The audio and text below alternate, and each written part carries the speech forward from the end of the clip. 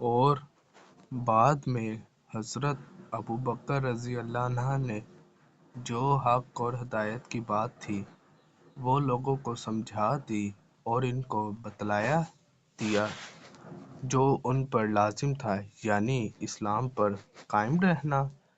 اور وہ یہ آیت تلاوت کرتے ہوئے باہر آئے، محمد صلی اللہ علیہ وسلم ایک رسول ہے اور ان سے پہلے بھی رسول گزر چکے ہیں۔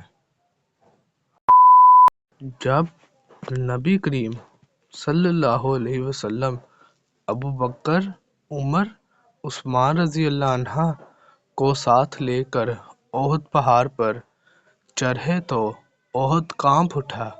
ان حضرت صلی اللہ علیہ وسلم نے فرمایا، احد قرار پکڑ کہ تجھ پر ایک نبی، ایک صدیق اور 2 شہید ہیں۔